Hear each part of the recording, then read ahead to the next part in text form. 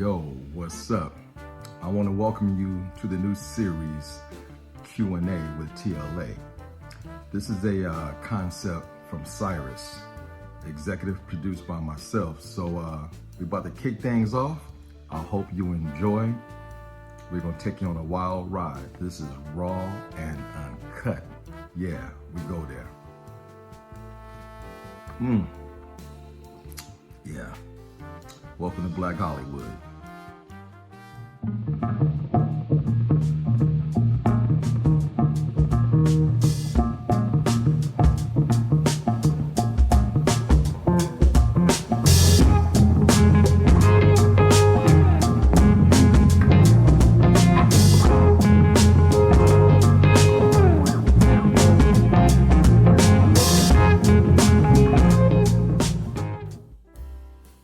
Yes, indeed. Yes, indeed. We are back with episode 4 of Q&A with TLA. I'm your host, Cyrus, and I'm here with my brother, TLA, also known as Blacktastic Media, bringing you some heat for this episode. This episode, we are talking about the illustrious, legendary, living legend, Jordan Peele. We're going to review his 3 joints that he has that have made an immense impact in the game of cinema. Specifically black cinema, because he has set a precedence for those to follow, including those that endeavor into the black horror sphere. And one individual who is all so familiar with the black horror sphere is my brother TLA. TLA, how you feeling today, man? Man, never better, man. Life is good. Talking about my boy Jordan Peele. How could I not smile and be happy about this episode? You know what I'm saying? Yes, indeed. Yes, indeed. Yes, indeed. Now, before we get into the particulars of each film, I want to ask you, man, how has Jordan Peele influenced your filmmaking style and your filmmaking career? He gave me the strength, along with brother Spike Lee, to stand up for what I believe in and to film what I believe in and make your voice potent, present, pertinent in this film industry. You know, when indie films open up to black people and we have the resources to get our message out there, Jordan Peele and Spike Lee are my pioneers. They gave me the courage and fortitude to speak my mind behind the lens and tell my story. Man, that is amazing. That is amazing. So we know Jordan Peele prior to his breakthrough with Get Out. We know him as the guy who did comedy with his partner Keegan Michael Key. Yeah. Keegan Michael Key. Look, I got tongue twisted real quick. We know him for working with his partner on the Key and Peele show. And prior to that, he had some history working on Mad TV. Yeah. So honestly, man, when I first saw the trailer for Get Out, it was a curveball because I didn't know what to think of it at first. As we mentioned on our previous episode, I think it was episode 1.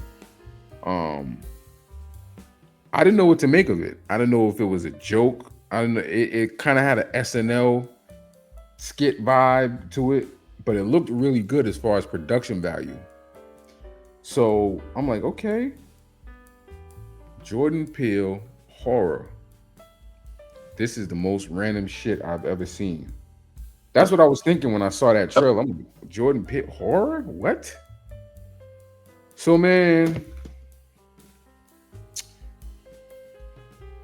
I got some advance passes to go see that film with my boy. And man, I was blown away.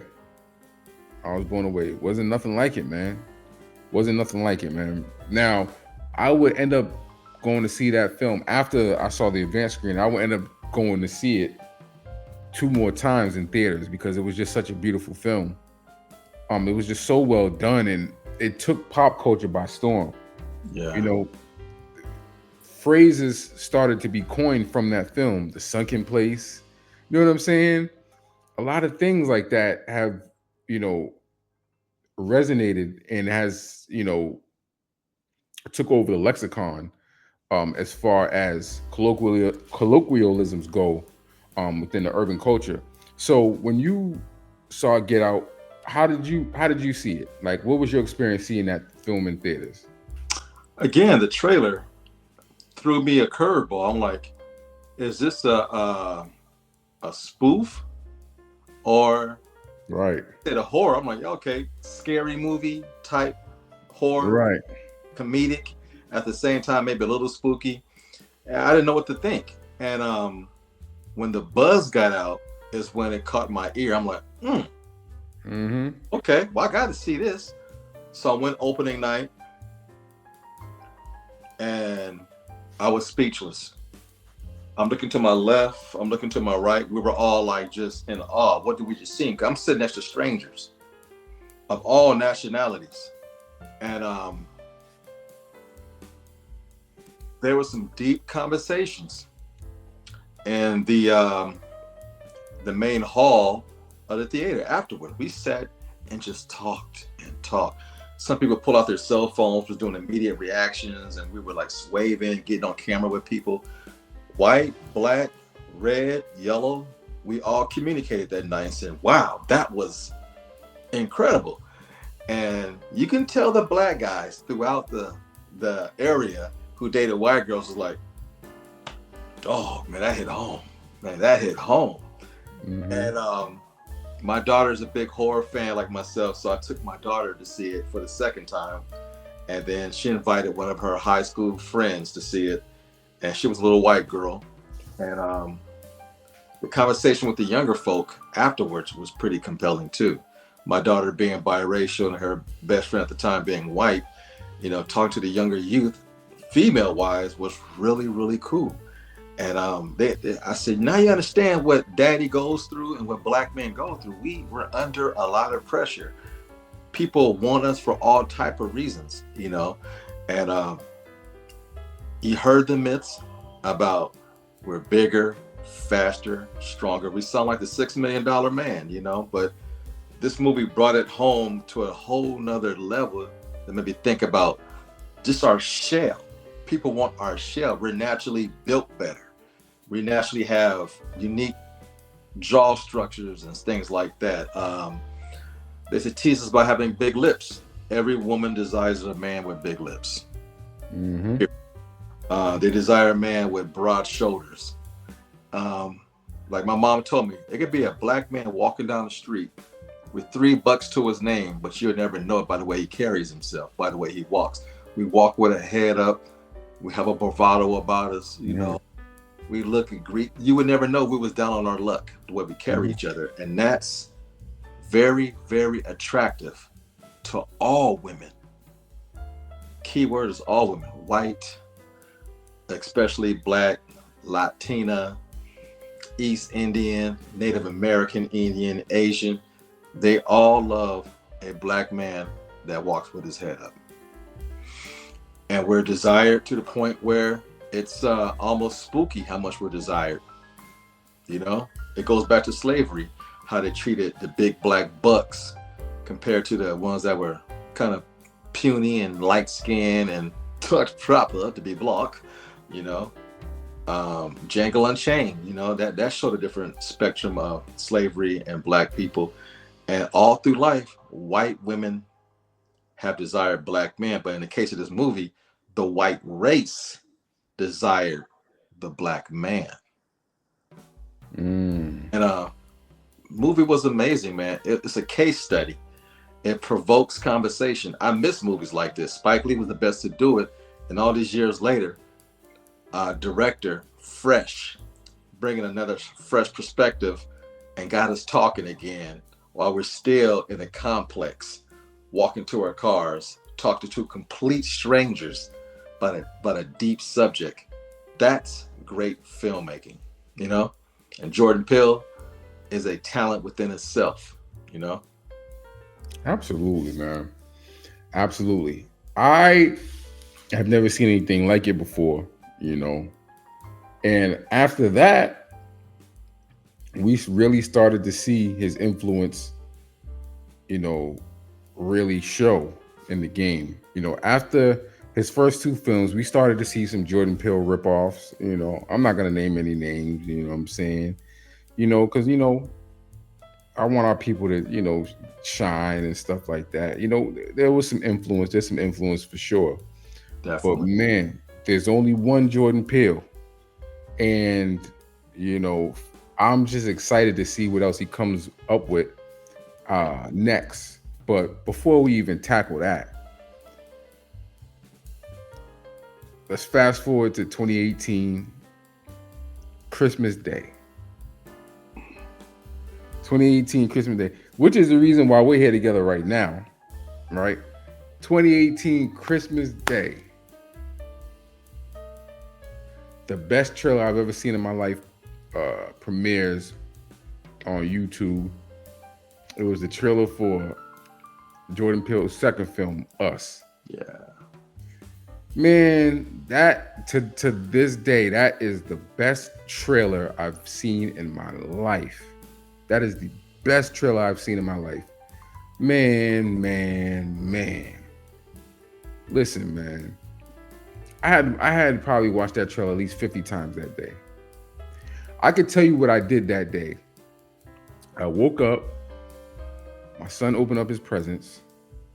Because this is when I still live with my son and his mom. My son opened up his presents. I opened up my socks and tie. You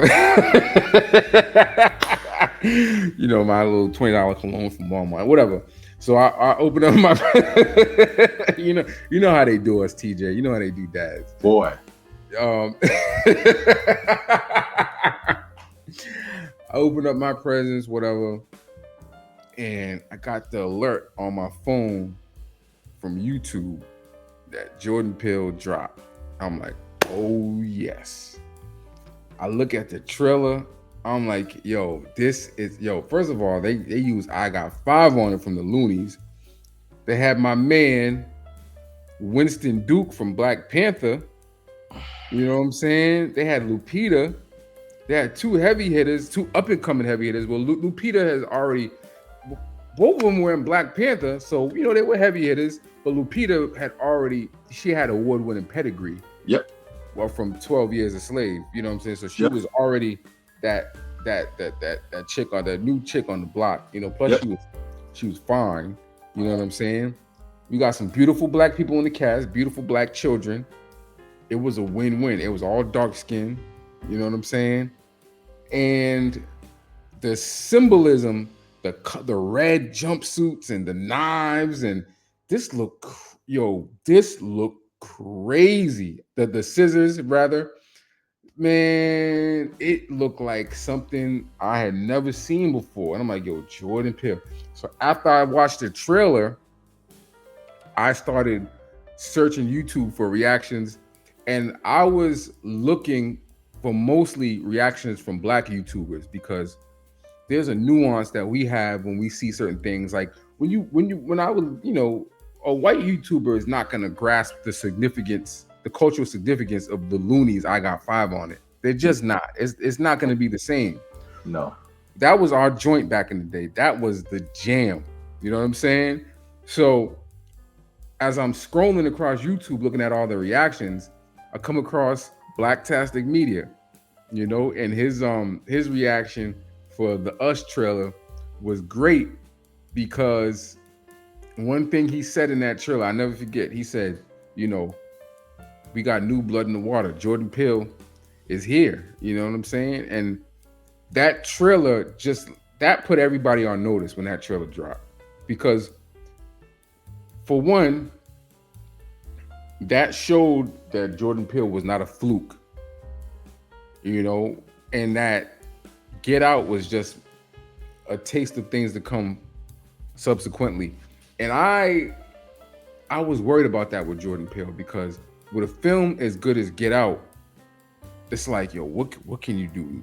Where can you go from here? Because Get Out, that script was so perfect, it was so tight, and that's why it won Best Screenplay at the Academy Awards the following year. And for him, months later, just to premiere this trailer was like, this is insane, bro. This is insane. So, man, you know, I couldn't wait till March. I couldn't wait for March to come. So, there was already theories on YouTube of what this film was about. And the cool thing about this film leading up to it is Jordan Peele was, he revealed the films that he had the cast watch to prep for this film, and they were all films that inspired us. One of them was A Tale of Two Sisters. Another one was Martyrs. And there was a couple of other films that he mentioned that were on the list. And I just went down a rabbit hole and just watched all those films. The Shining. I watched all those films in preparation for it, man. And I was trying to watch him to kind of grasp where he was going to go with the storyline. Because I was excited, man. I was excited. I remember everything I did that day on Christmas Day. I opened up my presents, watched the trailers, watched the reactions. Later that evening, I went to go see Barry Jenkins' Medicine for Melancholy because it opened up that day. Not Medicine for Melancholy. If Beale Street Can Talk, it opened up that day, Christmas 2018. And after that, man, I came home to do some more searching about this new Jordan Peele joint, man. And when the film came out, I loved it, man. Now, some people were disappointed. Some people were saying it was a hard follow-up to Get Out. But, man, Get Out that's as perfect as you can get as a film. Yep. But I think production value was far superior on Us. I think the concept was very, very, very, very innovative. And I think Us is going to be revered further down the line more than it is revered now. You know what I'm saying? I think it's a great film, and I think it's almost as good as Get Out. It's not, the sophomore jinx does not apply to Jordan Peele. I'll say that. What was your experience with Us? Man, Us is equivalent to Michael Jackson's Bad, because we had Thriller previously. That's right. Nothing's ever going to beat Thriller. Michael couldn't beat Thriller, but he got real close with Bad. Mm-hmm. And that's what Us was. When that trailer dropped, that's brilliant. Christmas Day, because the one thing Jordan Peele does, you don't know when he's going to drop anything. He is a man of mystery, and I admire that more than anything. So we're still buzzing about the awards and stuff. I'm like, man, finally I had a reason to tune in to watch this award show I gave up on years ago, and to see a man, fresh blood in the water, win for Best Original Screenplay for a movie that was so controversial, where white people were the villain. Mm-hmm. It was a dream come true. Then Christmas, Jesus Day, opening presents and drinking the eggnog and smelling food, cooking in the kitchen, And that trailer dropped. I got 5 on it. Slowed down. And I'm looking at the camera angle. I'm like, dude, he is already superior as a director than he was just a year ago, just by the trailer. Mm-hmm. I'm like, this looks incredible. Because the film, dark-skinned people at night, you have to know what you're doing. Mm-hmm. And he did that. Mm-hmm. And that trailer creeped me out. Opening day, I went right after work to go see it for a screening. I took a co-worker with me. Young lady I work with, she's from Africa, straight African woman. She goes, I want to see it too. Let's go. And if you go with me, would you mind doing a sit-down review about it later? She goes, absolutely, Ma. I'm like, cool. We sat in that theater. And I purchased the tickets. She got the concessions. We sat there. And her eyes got big from the opening scenes, because I'm only 2 hours away from Santa Cruz. I know exactly what that beach looked like. I'm only 2 hours away from Santa Cruz. I'm like, oh yeah, I recognize that. But in the movie, things that you recognize look different through somebody else's eyes and gaze and lens. And Santa Cruz looked freaking scary. He made it look scary. And from the beginning, the imagery, it hones in on the rabbit and it pulls back slowly. But I'm like, man, what is this man telling us? Because by this time, Jordan Peele is in my head as a director. What is his message? And now I'm doing the guessing game. After Get Out, I'm trying to guess everything he's doing, which you're going to be wrong. You have to complete the whole journey with his film to find out what he was trying to tell you. And that movie has so much imagery, symbolism, a beautiful cast. You know, just those kids acted their ass off. They played their other half, the doppelganger. That girl was scary. Oh my God, that girl scared me. The boy with the mask and making grunting noises and sounds and moving around like a monkey. I'm like, what the hell is going on? And the whole time, Jordan Peele put it in our face. I couldn't figure it out because I was so freaked out by the experience, you know. And after that movie was over, we went into the lobby. We sat down, set up my equipment. We did a review. And we was in shock. And a movie like that, you have to experience with your own kind. Like you said, the nuances of how Black people see things compared to other races when it comes to us, no pun intended, we have a different perspective what to talk about, you know. And just like you were looking for Black YouTubers to find reactions, you know, after I did my review, I was looking for other Black YouTubers to review this movie because I know it'd be totally different than what other people think. People of non-color tend to criticize because it wasn't Get Out. He's never going to make another Get Out. This is a whole different film. You have to wrap your brain around this concept. Not everything has to be a sequel or be just like the other one. This movie was way scarier than Get Out far as old school horror. Get Out was more mental, psychological horror. He got out with the scissors, very bloody. You're fighting your equal double. Man, that's got to be the most frightening thing in the world. You know, that girl was a track star where her doppelganger is just as fast and not faster. You know, the husband, big, strong dude is big and strong too. You know, that's mentally messes with you. And to pull off a horrific, scary, and bloody scene to the song Fuck the Police by NWA, only Black people can do that. Mm-hmm. And of course, they're killing white people in this scene. So, come on. I was smiling from ear to ear. You know, my counterpart, my coach, we were like, yeah, this is a great. I'm like, yeah. Man, it was a great experience to the point where later on that weekend, I took my daughter to go see it, and she brought another friend, a little Latina friend she had. And to sit with these two young ladies, they were scared to death.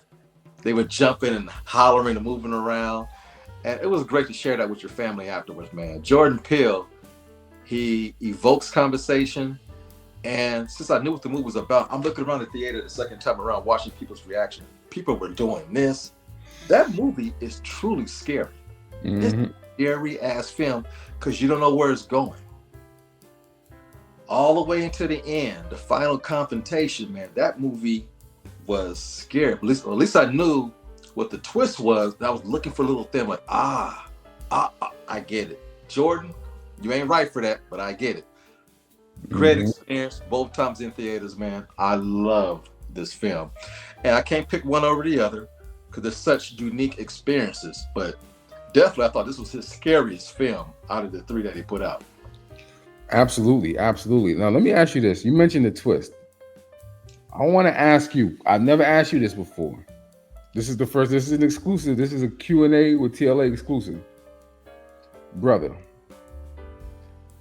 did you think there was a double twist in Us? And by the double twist, I mean, aside from the original twist, this is a spoiler alert for those who haven't seen Us. The twist that Adelaide was really the tether, and the tether, who we thought was the tether, was the real Adelaide, right? Right. That's the twist. But there's a speculation of a double twist. And that speculation is that the little boy was actually a tether also that was switched. Do you think that's plausible? It's plausible because not only once but twice they had eye communication in the movie, Mm-hmm. and it said a whole lot, especially at the end. It's like they both knew we played this family. It can go either way. Either he was like, "You ain't my mama," Mm-hmm. or "Yeah, we pulled this off together." Mm. So it can go either way. It's so well directed and so well staged. We'll never know the answer. And those are the best movies where you can give it your own interpretation because you're not wrong. You're not wrong to think that the boy was in on it too. You're not wrong. Mm-hmm. The way he acted at the dinner table, the way the mom talked, and the way the son talked, they was offbeat throughout Yeah. the whole movie. When she was trying to do the rhythm in the Yep. car, She was on. Yep. She was on the 1 and the 3. Oh. Black people don't do the 1 and the 3. We no, do the 2 and the 4. and the boy was off too, Yep. saying weird words, using the word anus and stuff. I'm like, Right. little black boys don't talk like that. Right. You learn that language by hanging out with other people, and you incorporate it into your vernacular. Black boys say ass. We don't say anus. So Mhm. obviously, when you are a new being in the new world, you pick up on nuances and words and incorporate it into your vocabulary. Only his mom and her son talked that way, and only she understood that boy better than a sister ever could, and better than a father ever could. Mm-hmm. And it was because when everything was happening, them two seemed the least scared when the attack happened. When the home Mhm. invasion happened, the boy and the mother seemed the most prepared and the least scared during the attack. Mm. Yep. So that notion can go either way. And we never talked about this before. This is kind of cool. Right, absolutely. It's just, and this is where a lot of the comparison between Jordan Peele and Alfred Hitchcock started to arise, because Us reminds me a lot of Alfred. If Alfred Hitchcock was black, he would make this film. You know what I'm saying? This is definitely like a black Alfred Hitchcock film. It's very, very, very, very mysterious. The way he uses the camera, it's just the master at work, man. I think Us is an incredible film. I saw it 3 times in theaters. And that's another thing with Jordan Peele. You can't just watch his films once. You have to watch it multiple times to pick up on some things. You know what I'm saying? Right. And that's the magic of cinema. A good filmmaker will propel you to do that, you know. And the score was amazing. I Absolutely. recently watched a young lady who's in her early 20s. She's a YouTuber. I think she goes by MJ, not Spider-Man or something like that. I introduced you to her. Nice young lady. And she watched Us for the first time. And watching it through her lens was kind of cool. How she picked up on certain things.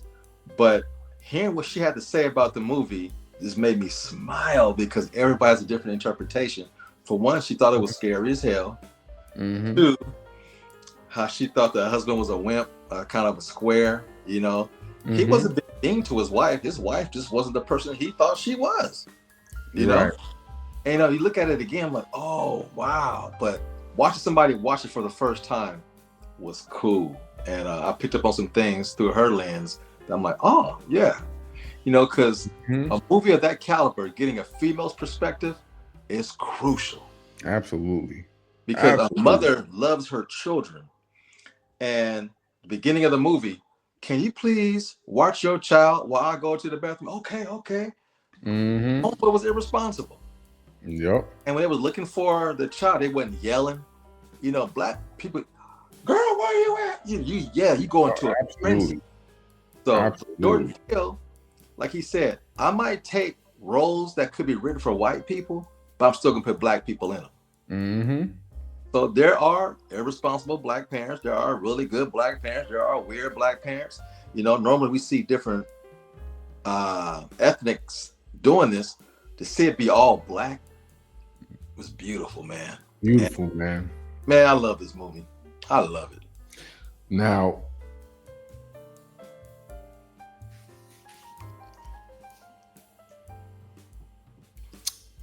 I saw a lot of great reviews for the film, and I saw some mixed reviews for the film.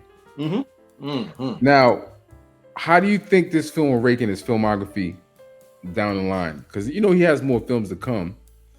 Now, do you think this is gonna age better with time? Yeah, because it's an ongoing conversation. What we're talking about right now. Mm-hmm. Was this that? What it's going to age like a fine wine. It's going to get better with time because we live in a culture right now that everything's immediate. They see the movie, they talk about it. They don't give it time to digest. Sometimes it takes years and months to digest the film before you can educatedly talk about it in the right way. They're so quick to be the first to review something, they forget what they just watched. Yep. Everybody wants to be first. I'm not trying to sound culturally dishonest or anything, but sometimes when you don't know the Black world that we live in, you can't speak on it.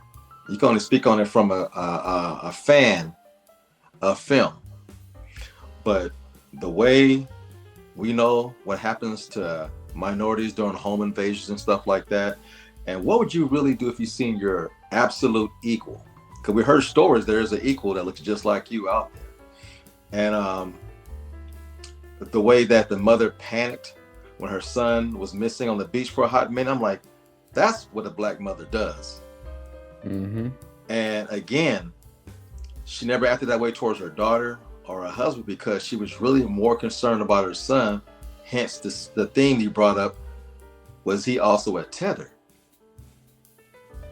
And just, again, the way it was shot, the score, oh my God, the score, the music was a creature, an element within itself. And this movie had very little makeup, just darkness around the eyes to insinuate the whiteness of your eyes. The father grunting and talking, the son grunting. Grunting was crucial in this movie because these tethers grunt more than they talk. When they did talk, come on. This movie had Oscar written all over for my girl. Everybody's talking right now about Smile 2. Oh, Naomi, she needs to get an Oscar. Nah. My girl was the leading go-getter for Best Supporting Actress until about 3 months before the Oscars came out.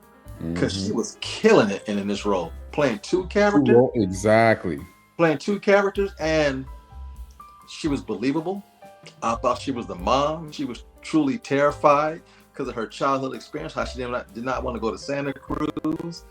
And man, and you look at the movie for the second time, knowing what she actually did in the film, it's her best performance. You know, she's not getting beat on her back with a bullwhip this time. You know, she's acting. Acting. You know what I mean? I love it. Absolutely, man. So bravo for that, for Jordan Peele, man. But the initial hate that this movie got, all the big people said it was good, but nah, I didn't like it as well as Get Out. Well, you can't compare it to Get Out. That's the problem of these YouTubers and this wannabe. You can't compare this movie to that movie. If it was a direct sequel, then you can. It's in the same universe. It's a totally different movie, totally different direction style. Right. And I think the message went over people's head. Absolutely.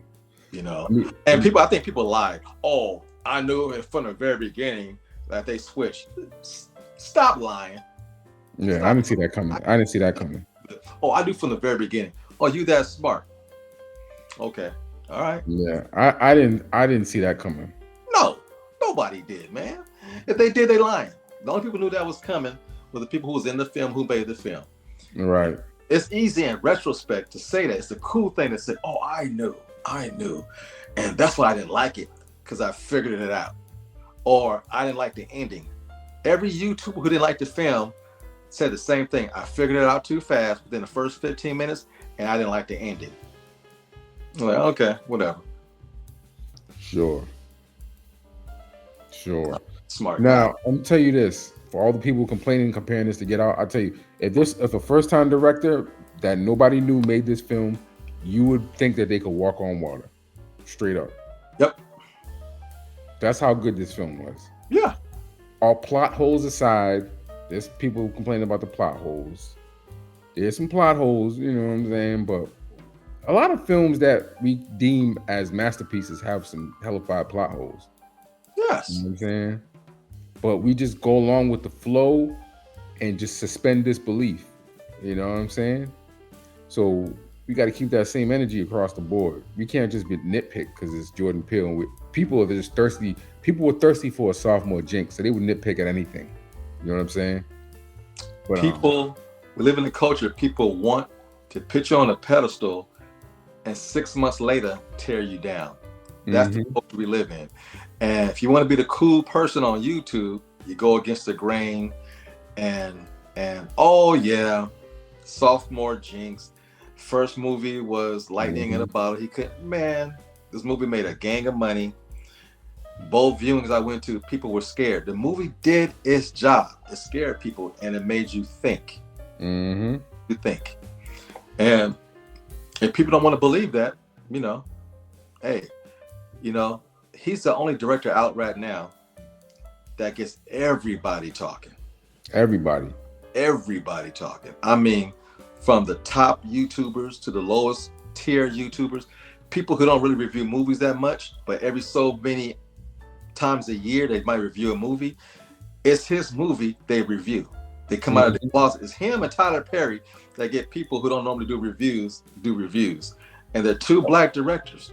So that tells you a lot right there. Black directors know how to get the pot stirred and conversation brewing. We're the best at it. Absolutely, especially when we have the clout and we have the pedigree for exposure. You know what I'm saying? I mean, you know, we got brothers like Ryan Coogler who we're going to touch on in a couple of episodes. We got brothers like Ryan Coogler who have that same appeal. You know, now speaking of appeal, no pun intended. A couple of years later, it was July 22nd, 2021. I'm on Instagram and I see Jordan Peele post a poster for a film called Nope. And it was like a blue sky with, you know, some, it's like almost the sky was like, it was shaped in a circle. It was dark blue. And we just see the words "Nope," and, you know, and I'll never forget that imagery. You know, Daniel Kaluuya, Keke Palmer, man, he put the poster out a year before the film came out. To the date. Man, when you saw that, man, what were you thinking? You already know, because me and you was talking. Yeah, that's right. That's we were right. on the phone talking. We did. You know, we had our own conversations, and the people viewing this video, you're getting a treat. You are now a fly on the wall of our conversations, because me and this brother, we have deep conversations about posters, about everything when it comes to Jordan Peele. We was on the phone for hours speculating. The whole world was. They thought it was a UFO. Everybody was wrong. To this very day, we just assumed it was a UFO. People break down the word "nope." It's an acronym. Not of planet Earth. Yeah. All these white people thought they figured it out. Oh yeah, it stands for. I'm like, all right, you know, no, that's how black people talk. Nope. Yeah. It's in your face. Wait till the movie come out. But again, that's the beauty of Jordan Peele. A poster got everybody talking, and then when the trailer finally dropped, Super Bowl Sunday, that morning, Super Bowl, man, doing the blackest Super Bowl halftime, right? Yeah, absolutely. Yo, that's, man, listen, man.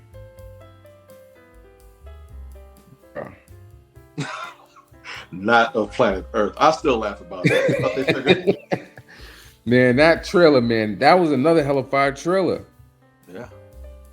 And Speaking of the Nope trailer, man, I wish that was the only trailer that we got for Nope, because a film like that, man, the less you know, the better it is for you. And I love the fact that we got horses in this one, because if you realize every Jordan Peele film has an animal motif.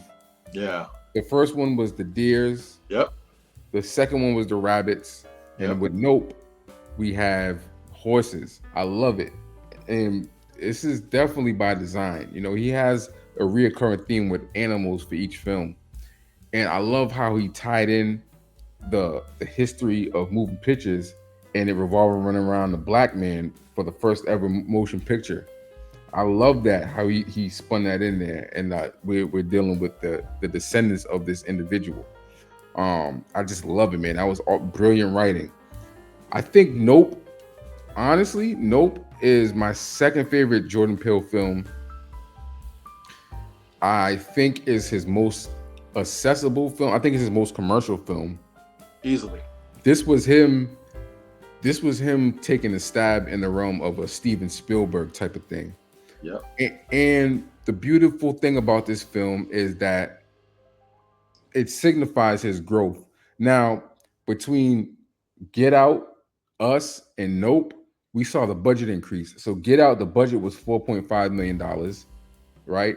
And that went on to gross 176 million domestically and 255 million worldwide, right? And then with Us, he went up to a 20 million budget. Now that's 20 million is still considered low budget, right?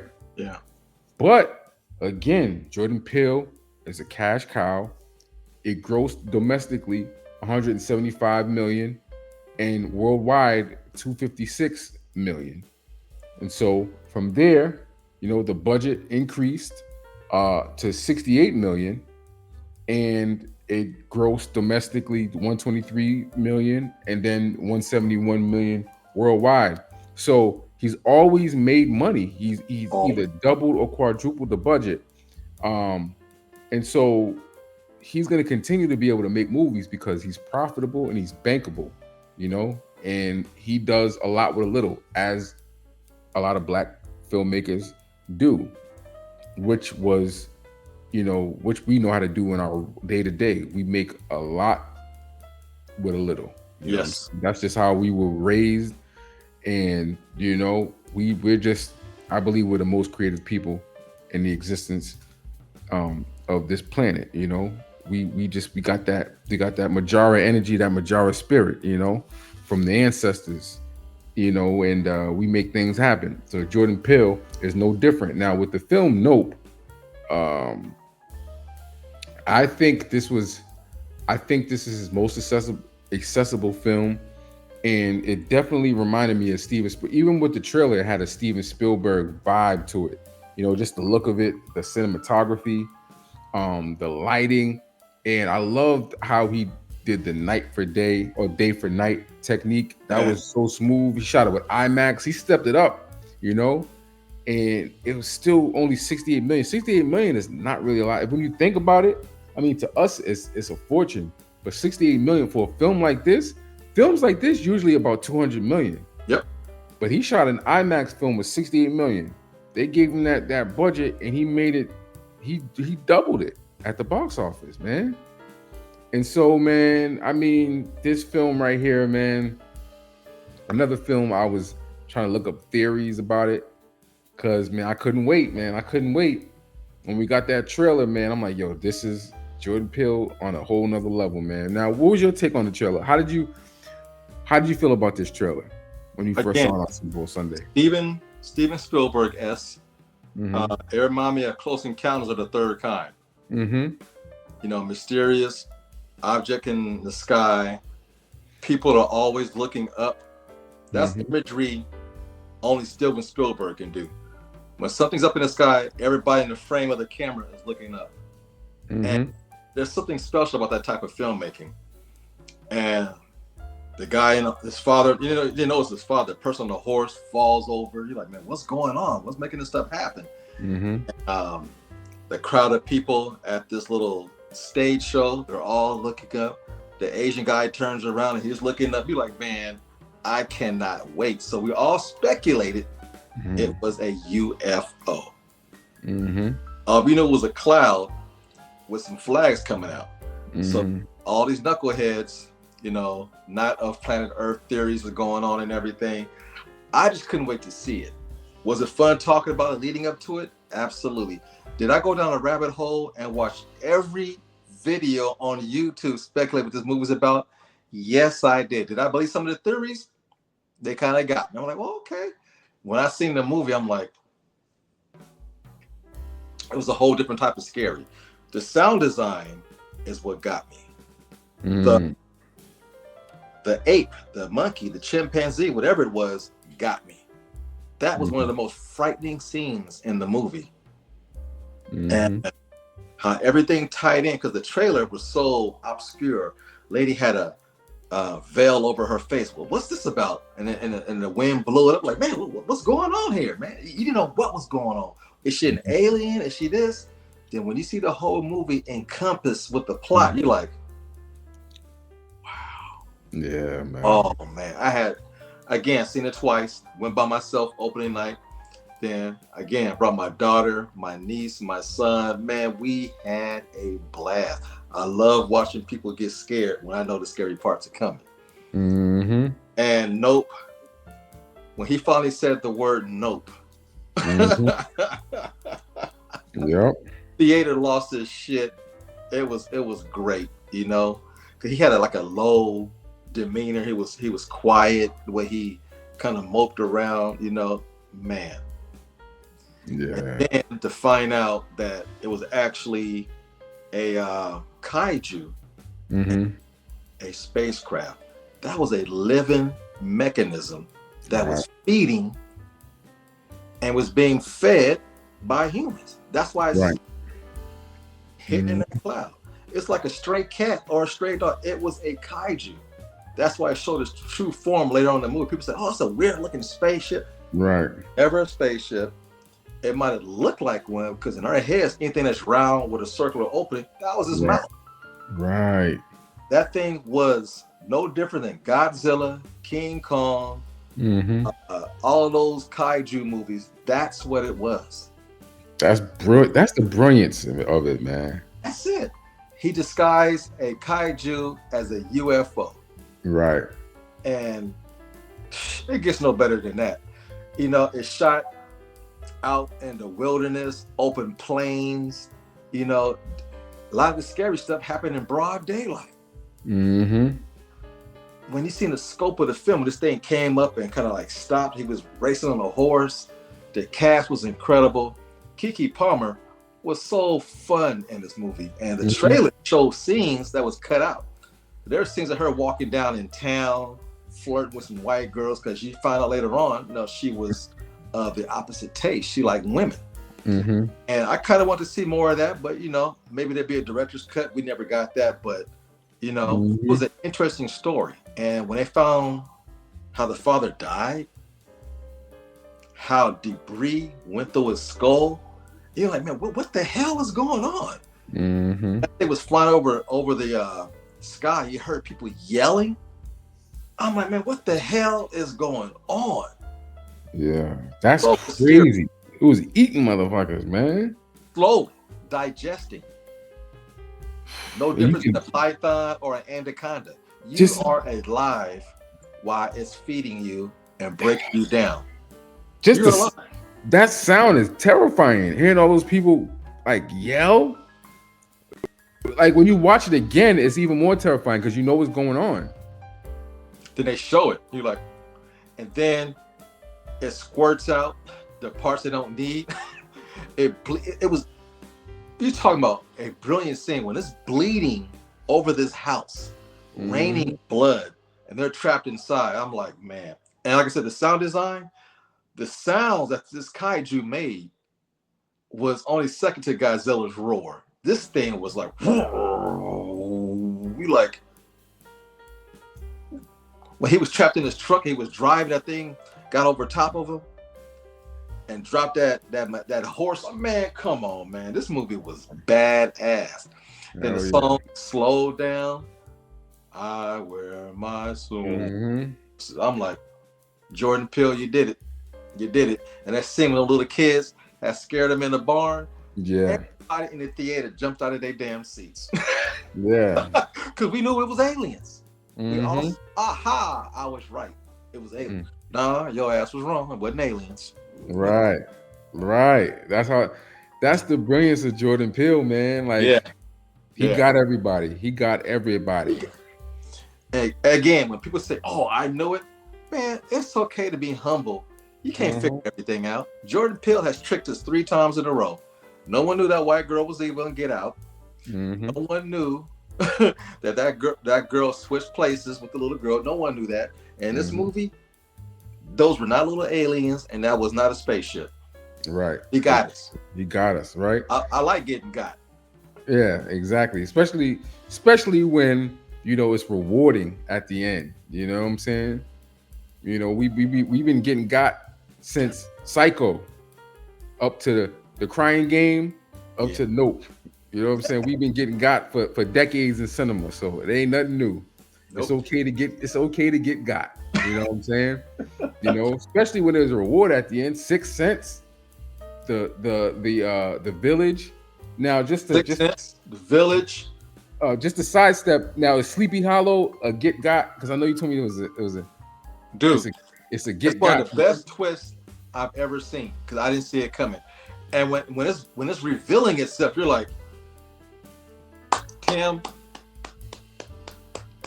you the man. Okay. I gotta check that out. Yeah. Now, Sleepy Hollow is amazing twist. Now with Nope, did you see it in IMAX? No, I didn't. I saw it in IMAX. I took my son to go see it, man. That's the best experience because in IMAX the seats shake. Oh, okay. And oh my God.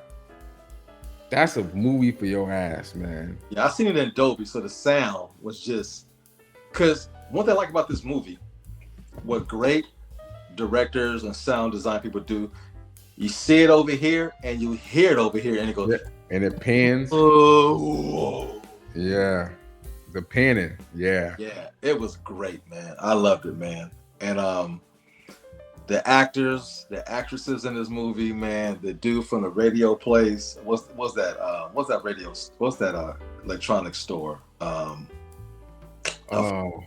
forget. It's out of business now. Yeah, it's like Circuit City type of store. Existence. Yeah. Not Incredible Universe, but I forgot.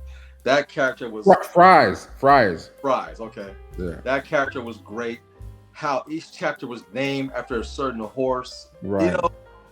And he was selling up to a horse to keep the farm. Man, this movie was so dope.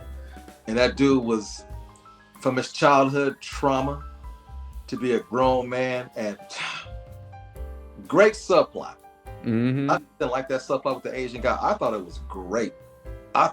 Because Jordan Peele messes with your mind. It was all about spectacle. Human beings get caught up in the spectacle. That's why everybody in the trailer was looking up. In this movie, that's symbolism. Everybody's looking up, spectacle. Well, while you're paying attention to that, something else is going to happen. Mm-hmm.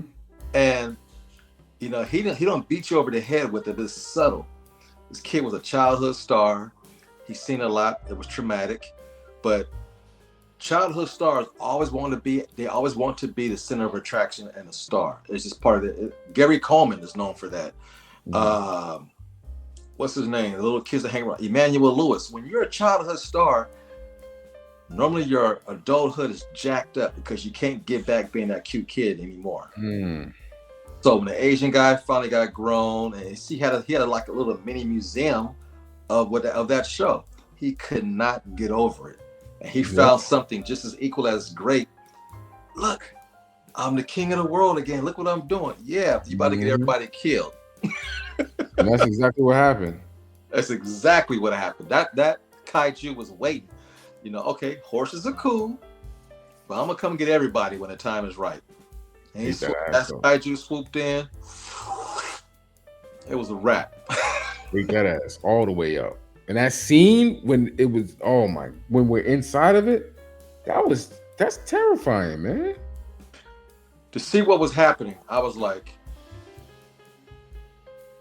see, during the course of watching his movies, you're trying to figure it out, and you can't figure it out to the end. You're like, well, what kind of spaceship does this to people? You know, it was an animal, a living organism the whole time. And when you look at it through that lens, you get it. This dude was feeding a stray dog, and it's going to want more. It's going to keep coming back. And stray dogs have, or stray animals, period, have a ulterior motive in the end. You know, they only do what animals do. Animal instincts will take over. Absolutely. Oh, you giving me more food? Okay, I'm gonna take it all. Absolutely, and that's exactly what it did, man. All of his films are thoroughly thought out because he thinks about the whole unit, the world building in each of his films are thoroughly thought out. And you know, man, hey, listen, man, I got a whole Jordan Peele wall in my house. Man. Hold on, man. This is exclusive. I gotta listen, man. Man. That's what I'm talking. Oh yeah, I love that. Oh yeah. Come on, man. Come on, man. Don't play with me. Don't play. You know what I'm saying? Iconic image. And his imagery. Yep. Look. Steal from one of his frames. You know what it is. Oh, that's dope. Black. I had to represent. Oh yeah. Yeah, man. Bike. Had to represent for the first couple episodes. Hey, we got look it. Hey man, we encompassing everything we talk about on this show. but man, listen. Jordan Peele is a mastermind, and you know, his first 3 films are things that we're going to talk about for years to come, like we do for Alfred Hitchcock, like we do for Spike, like we do with Quentin. He has a beautiful career ahead of him, and I'm excited because every time we know he's going to come with something, it's going to be an event. Which brings me to my next point with his next film coming out in October 2026. The fact that he's prepping us 2 years in advance is saying a lot. Now, what do you think he's going to go with his next film? He covered psychological thriller. He covered slasher. And he covered monster movie. So what's left in the horror genre that he hasn't touched? Paranormal. That's one. You know, that still scares people to death. Paranormal, demon possessions, and things like that. The Doppelganger, that was kind of like a zombie movie. So I don't know, man. It's gonna have a social context to it, and he's gonna scare us to death. And the only thing he hasn't did yet, movies when there's a female antagonist killer scares me, like Fatal Attraction, Basic Instinct, Misery. If he does a movie like that, where it's like an old lady killing people, I'm done. I'm done. Right. But he's already, like you said, 2 years in advance prepping us to talk about what he might do, and we don't even have a clue. Right. We don't even have a clue, man. I can't wait. That's a long wait, but you know what? It will be worth it. That's all I know. But I think the writing strike and things like that, and the acting strike, put them a year behind. But also, if you're a writer, as you know this, so being one yourself, when you got extra time to prep and think, you get better. So we might get the best of Jordan Peele yet to come. By having extra time to wait and think it out. And the fact that he's mentioning things 2 years in advance, he's already playing with us. He's already messing with us already.